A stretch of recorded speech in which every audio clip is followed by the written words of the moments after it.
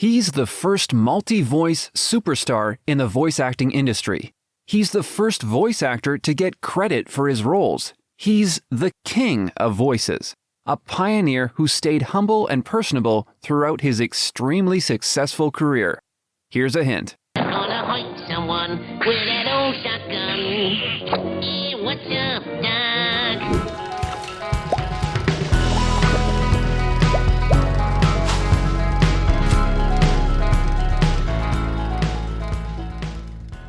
Melvin Jerome Blanc, Blanc with a K, that'll be important later, was born in 1908 in a little town on the West Coast.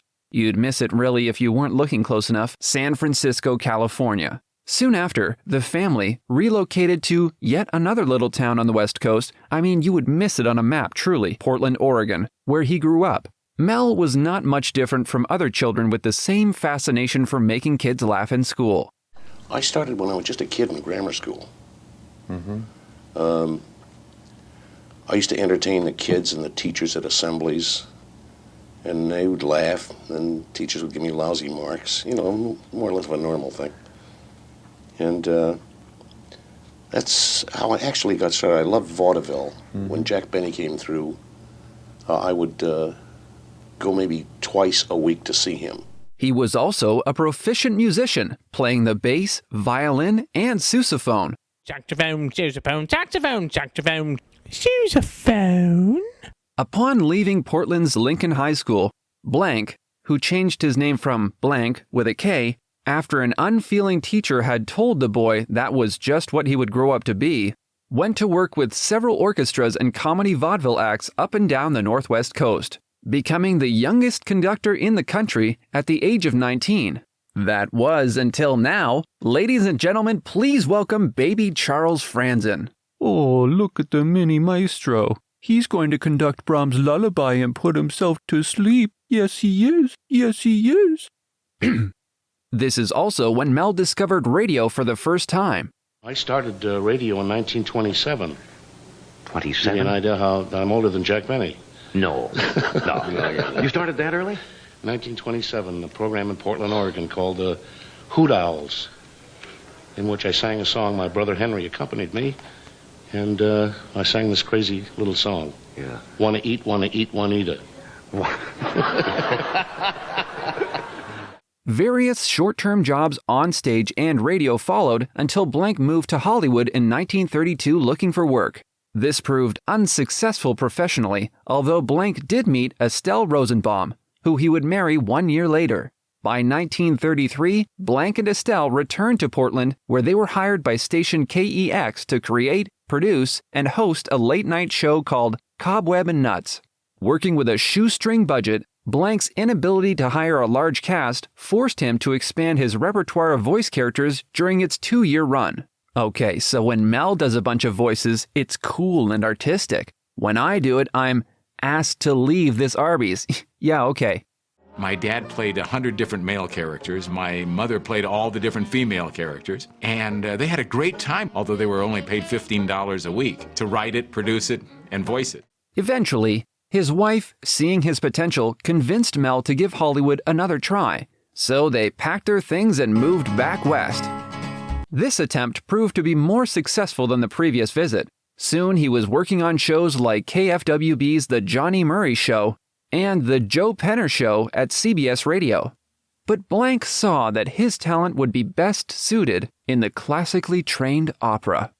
Just kidding, it was cartoons. Still, this cartoon route proved much harder to crack. Blanc was able to land a substantial voice role as the drunken cat in Walt Disney's Pinocchio, still several years away from release, although it was quickly cut down to little more than a single hiccup at the instruction of Disney. Make sense? Warner Brothers was a tougher nut to crack. I tried for a year and a half to get into Schlesinger cartoons, and this head of the company, or head of the voice department, kept saying, we have all the voices we need, we don't need anybody.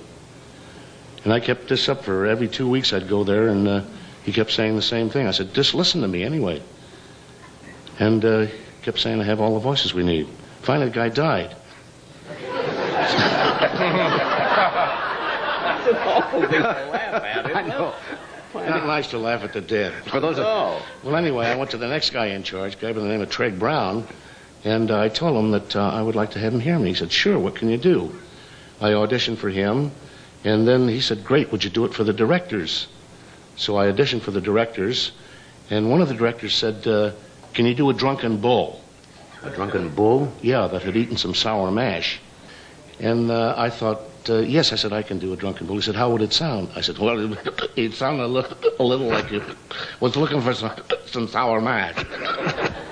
He said, great, what are you doing Tuesday? He said, let's say Tuesday. I wasn't doing a darn thing. I said, yeah, I think I can make it all right. Just can squeeze And that it was in. the first voice I did in the cartoons. And the director that asked me to do it was Frank Tashlin. La cucaracha, la cucaracha, play it on the old guitar. La cucaracha, play it any place you are. La cucaracha, yippee, play it on the old guitar. La cucaracha, play it wherever you happen to be. Soon after, it was suggested that he take over the role of Porky from voice actor Joe Doherty, beginning with Porky's Duck Hunt. There's something fishy about that. The same short film also marked the debut of another character whose vocal characterization was entirely a Blanc original, Daffy Duck. Don't let it worry you, Skipper. I'm just a crazy darn fool duck.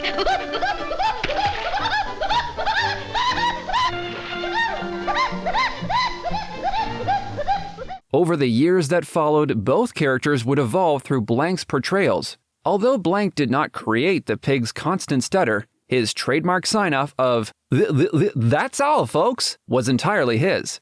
And while Daffy may have started off as a madcap troublemaker, under Blanc's influence, he would later morph into the weak-willed attention seeker audiences came to know and love. As his reputation at Leon Schlesinger grew, more opportunities presented themselves to Blanc. In 1939, he became a regular on radio's top-rated The Jack Benny program. Almost upon arrival, Blanc proved himself to be indispensable, providing not only a number of character voices for the show, but memorable sound effects as well. A jack of all trades of the vocal cords, one could say. It would be weird, but they could say it, I suppose. Well, Jack finally found that I was the one doing the crazy voices in the cartoons, and he called me in and asked me to do Carmichael, a bear that was eating the gas man down in guarding his vault. And I said, yes. He said, what would he sound like? I said, maybe like this. He said, good, you're on next week. For 6 months, that's all I did was a growl of a bear. Finally, I said to him, you know, Mr. Benny, I can also talk. Well, Jack fell down. I told him that. He said, I'll have the writers write something in for you. Yeah. What was the character? Was his name Cy? See? Yeah. And what was that character? Well, that was a cute character. I came in with a sombrero on my head, a serape over my shoulder, and a big bass violin. And Mr. Benny said, you came all the way from Tijuana to play in my band? See? And I see you brought your bass violin with you. See? What's your name? Say? Cy? See? And I see you brought a young lady with you. Is that your sister? See? What's her name? Sue? Sue? See? Well, what does she do for a living? So? That's all there was to the whole spot, but Jack loved it. He had a parrot there that couldn't talk. And he asked me if I'd talk like a parrot. I said, and then he had a train caller at the depot who'd say, train leaving on track 5 for Anaheim, Azusa, and Coop. Come on, go. Well, one time, they were supposed to be the sound of his Maxwell. He had a 1926 Maxwell. And the phonograph record that the sound effects men used had the motor sound on it, and they'd hold their finger on it to make it go slow and stop. Well, when it came to that cue, I saw that they had forgot to put the electric plug into the socket. And I jumped up to the microphone and I made like a 1926 Maxwell.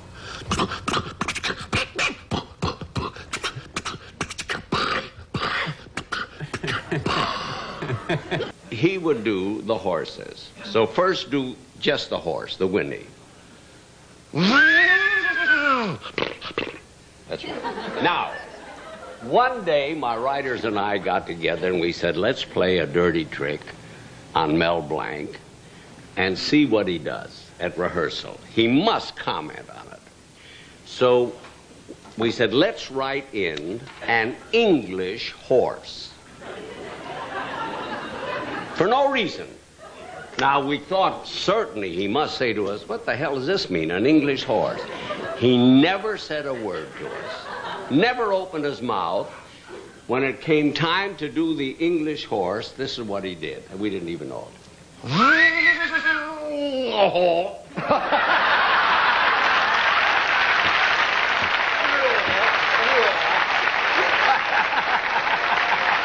In the years to come, the increasingly in-demand Blanc also managed to find time to appear on dozens of other radio programs, including Burns and Allen and Abbott and Costello.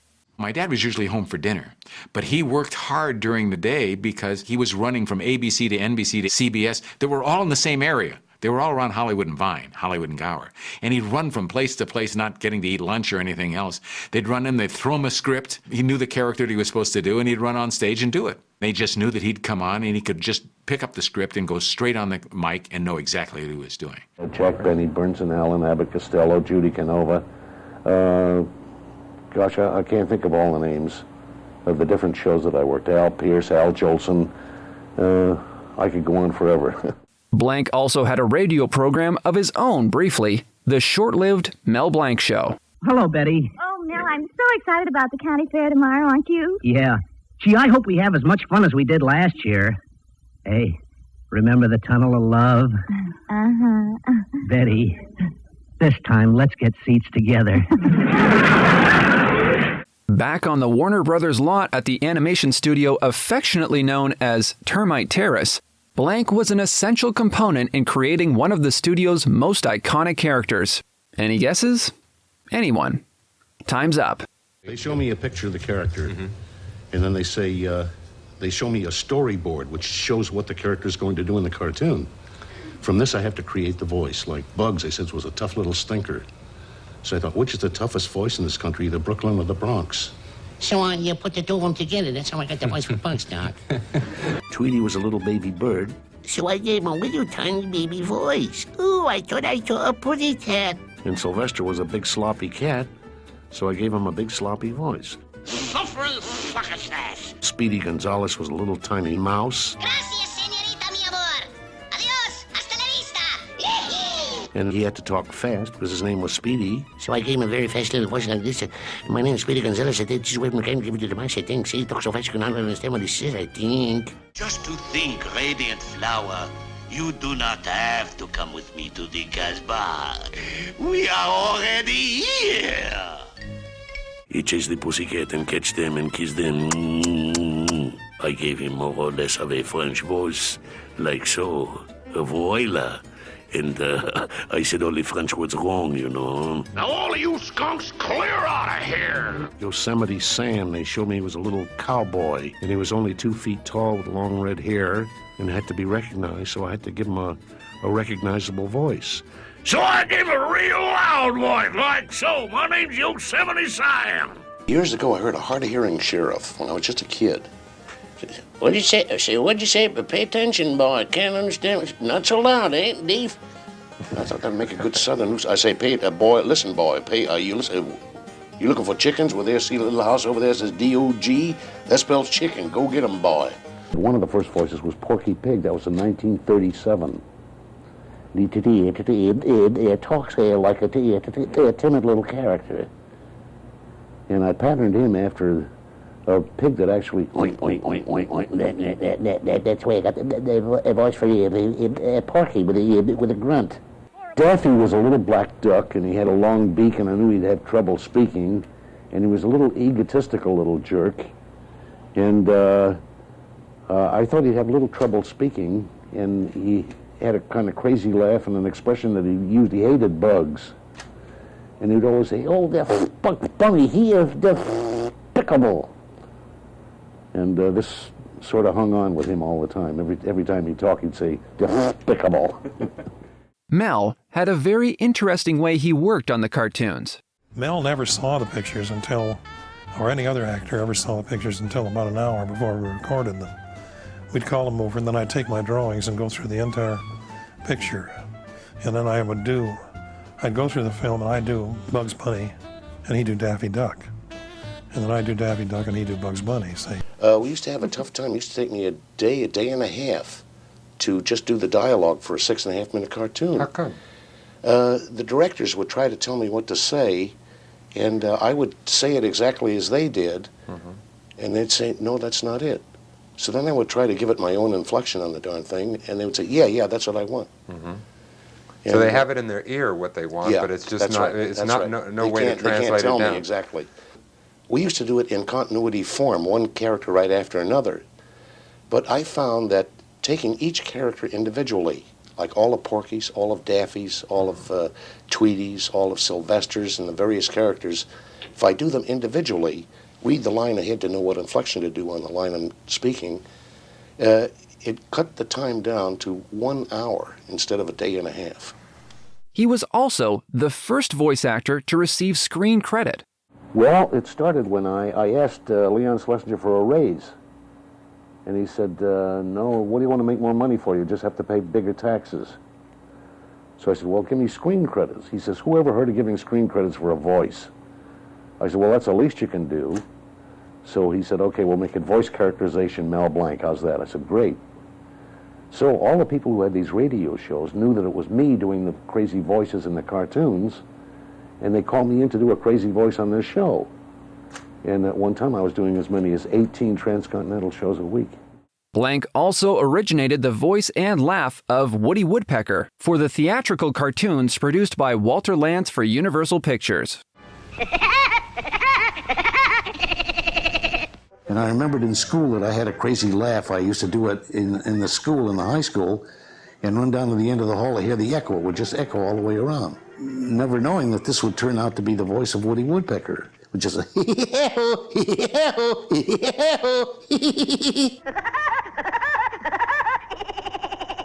just added that little pecking at the end. He stopped voicing Woody after the character's first 3 spots when he was signed to an exclusive contract with Warner Brothers. Despite this, his laugh was still used in the Woody Woodpecker cartoons until 1951, when Grace Stafford recorded a softer version, while his Guess Who signature line was used in the opening titles until the end of the series and closure of Walter Lantz Productions in 1972.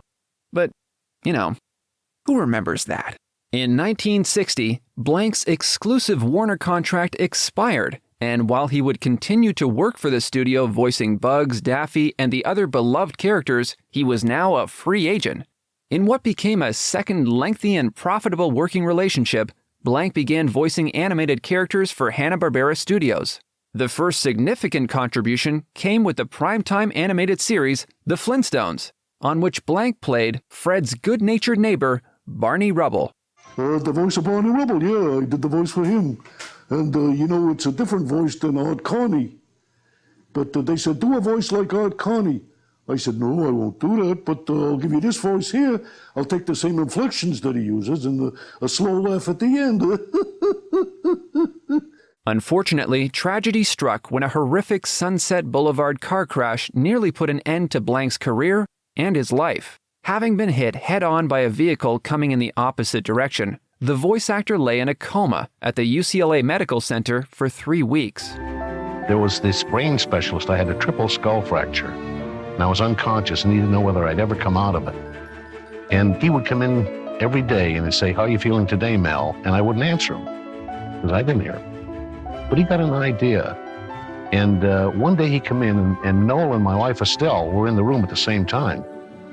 And he came in and he said, how are you today, Bugs Bunny? And I answered him. I said, just fine, Doc. How are you? And he knew by this that I was going to come out of it. Because I personally was dead, but my characters were still alive. And he knew that I was going to come out of it. That doesn't sound like a true story, but it's true. Throughout the 1960s and 70s, Blanc expanded his repertoire of Hanna-Barbera voices with memorable characters like George Jetson's bellicose boss, Mr. Spacely, the bushy-tailed spy Secret Squirrel, and the anthropomorphic Speed Buggy. He also branched into commercials, becoming the first voice of Toucan Sam. Blanc also lent his voice to a live-action series as the diminutive robot Tweaky on Buck Rogers and the 25th Century. His final original voice characterization was created for the Ruby Spears Saturday morning cartoon Heathcliff, on which he voiced the orange feline. And we here are in the firm belief that Heathcliff is superior to Garfield, so all you haters can save it for Mondays. I don't understand why they leash pets. Humans cause much more damage. Then again, they do pay for the pet food. After more than 60 years in the business, Blanc contributed to the highest-profile feature film of his career with Who Framed Roger Rabbit, where he provided the voices to several of his classic characters, including Bugs, Daffy, and Tweety. 1 year later, shortly after filming a television commercial with his son, Blanc suffered a stroke and later died at Los Angeles Cedars-Sinai Hospital on July 10, 1989, at the age of 81. Throughout his extremely successful career, Mel was able to stay incredibly grounded and humble. If I saw a person smile, that to me was payment in itself. And if I could make them laugh when they had been very sad, it was great payment to me. He truly is a legend who pioneered an entire industry and inspired so many to take up the art of voice acting. There's not much more to say other than thank you, Mel. And as his tombstone in Hollywood Forever Cemetery states, That's all, folks. thank you to these people for supporting us on Patreon and Ko-fi. Thank you for watching this episode of Discographies. Comment below with characters you would like to see us cover. Further reading and references are linked below. We hope to see you in another Discography.